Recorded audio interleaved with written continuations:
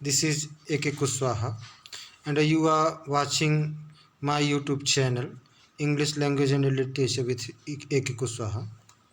आज हम आपके लिए शॉर्ट स्टोरी का एक चैप्टर लेके आए हैं, द सेल्फिश जायंट, स्वार्थी दानव, जो यूपी बोर्ड क्लास 11th का 4th चैप्टर है। इसके लेखक हैं ऑस्कर वाइल्ड। ऑस्कर वाइल्ड एक आयरिश राइटर हैं जो कहानीकार, उपन्यासकार तथा कवि हैं। तो ये कहानी द सेल्फिश जायंट बहुत ही सुंदर है, रोचक है। कहानी की पृष्ठभूमि जिंदगी की साधारण वास्तविकता पर आधारित है। दानव बहुत ही स्वार्थी है जो बच्चों को अपने बगीचे में खेलने नहीं देता। आइए शुरू करें कहानी द सेल्फिश जायंट। एक दानव था जिसका अपना एक बगीचा था। यह बगीचा बड़ा ही सुंदर था। एक बार दानव अपने मित्र कार्निश आगर से मिलने गया। तो चूँकि वहाँ कुछ बात करनी थी, वार्ता करनी थी, तो वार्ता छोटी थी, इसलिए 7 साल में ही वापस आना पड़ा। लेकिन इन 7 सालों के दौरान छोटे बच्चे जब स्कूल की छुट्टी होती थी, लंच होता था, मध्याह्न होता था, दानव के बगीचे में खेला करते थे और बड़ा प्रसन्न रहते थे। कहते थे कि हम लोग यहाँ कितने खुश हैं, कितने खुश हैं। सब लोग आपस में प्रसन्न रहते थे। अब चूँकि दानव की वार्ता बहुत छोटी थी तो 7 साल में ही समाप्त हो गई। तो दानव जब एक दिन लौटा तो अपने बगीचे में बच्चों को खेलते हुए देखा तो बड़ा क्रोधित हो गया तो बच्चों को डराकर भगा दिया और एक बाउंड्री वॉल उठाई और बाउंड्री वॉल के बोर्ड पर एक बोर्ड लगा दिया, गेट पर एक बोर्ड लगा दिया, ट्रेसपासर्स विल बी प्रोसिक्यूटेड, अनाधिकार प्रवेश करने वालों के विरुद्ध कानूनी कार्यवाही की जाएगी। अब बेचारे बच्चे इस नोटिस बोर्ड को देखकर वापस चले जाते। उनके खेलने के लिए कोई स्थान नहीं था। उस बगीचे के अलावा उनके खेलने के लिए कोई स्थान नहीं था। लड़के सड़क पर खेलना पसंद नहीं करते थे क्योंकि धूल से भरी थी और बड़े बड़े कठोर पत्थर थे। इसलिए बच्चे बगीचे की ऊंची दीवारों के चारों ओर घूमते रहते थे। उनका कॉलेज जब समाप्त हो जाता, बच्चे खेलने के लिए उसी बगीचे को पसंद करते थे क्योंकि उनके खेलने के लिए और कोई स्थान नहीं था।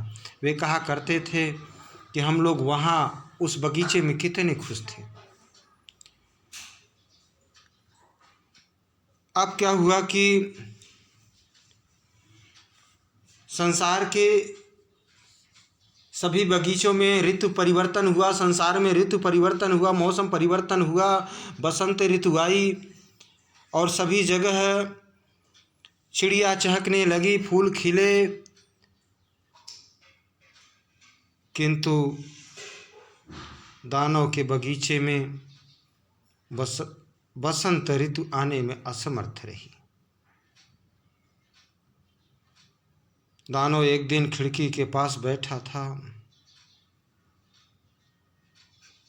और सोच रहा था कि बसंत ऋतु आने में इतना देर क्यों आखिरकार कर रही है। चूँकि बहुत दिनों से वह कोई आवाज़ भी नहीं सुन रहा था चिड़ियों की, चिड़िया भी नहीं गाती थी। वहाँ उत्तरी हवा, ओला, यही सब रहते थे। क्योंकि बच्चे नहीं थे तो वे भी सब प्रसन्न नहीं थे।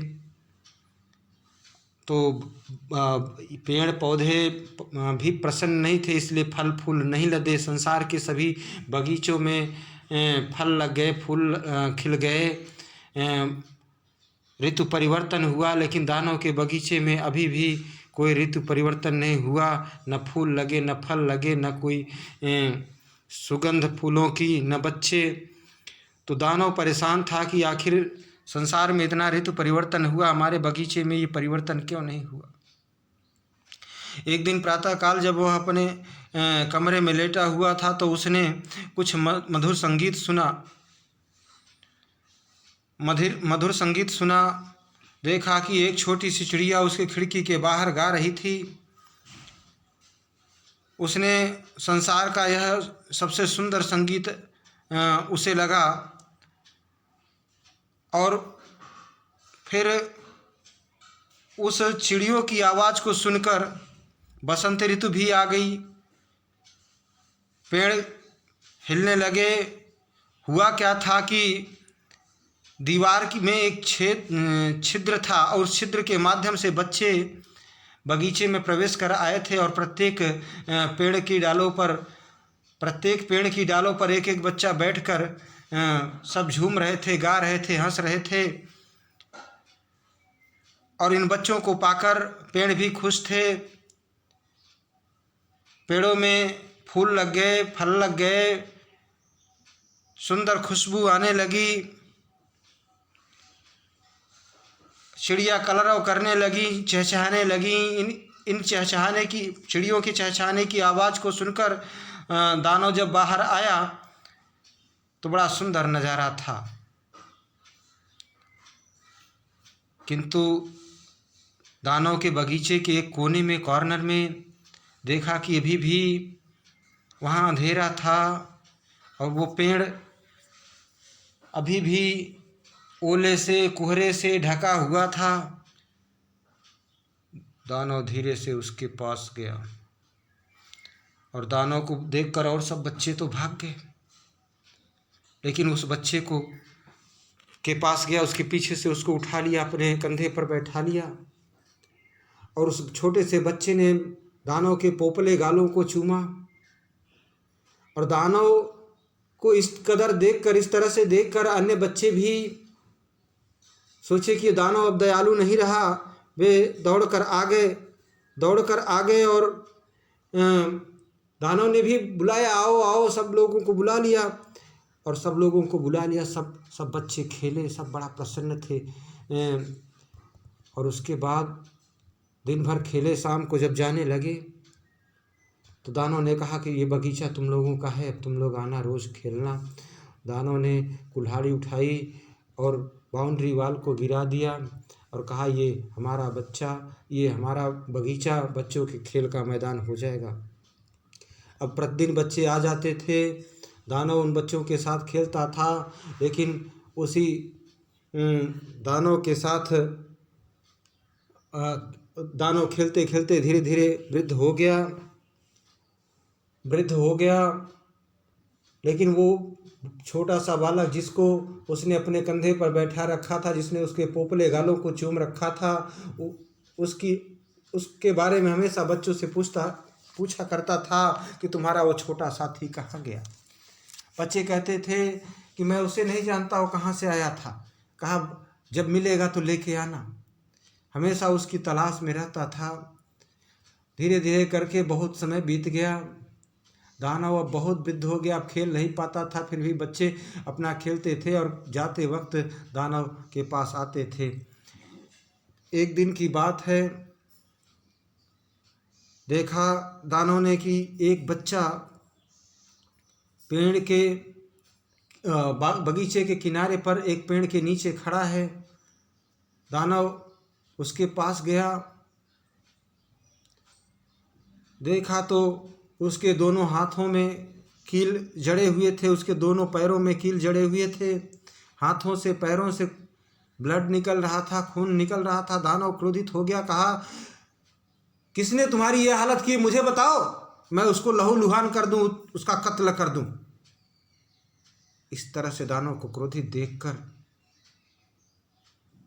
बच्चा मुस्कुराया। कहा ये तो प्यार के घाव हैं। दानव आश्चर्य किया, ये छोटा सा नन्हा सा बालक जिसके हाथ और पैर में कील जड़े हुए हैं, ये कैसा अद्भुत बालक है। उस छोटे से बालक ने कहा कि एक बार तुमने मुझे अपने बगीचे में खेलने की इजाज़त दी थी, आज तुम मेरे साथ मेरे बगीचे में चलोगे जो कि स्वर्ग है। वो बालक कोई साधारण बालक नहीं था, वो एक्स्ट्राऑर्डिनरी था, अनकॉमन था, असाधारण था। वे ईसा मसीह थे और उस बालक ने अर्थात ईसा मसीह ने उस दानव को अपने साथ स्वर्ग लेकर चले गए। और लोग जब दोपहर में खरीदारी करने के लिए निकले, देखे तो दानव का डेड बॉडी से वहाँ पर पड़ा हुआ था। तो बच्चों, ये थी आपकी सेल्फिश जायंट। इस कहानी से हमको ये शिक्षा मिलती है कि हमें बच्चों से प्रेम करना चाहिए, हमें स्वार्थी नहीं होना चाहिए,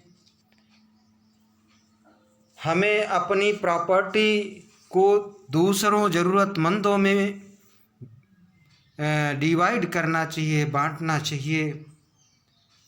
इस कहानी से हमें यही शिक्षा मिलती है और मैं उम्मीद करता हूँ कि ये कहानी आप लोगों को पसंद आई होगी।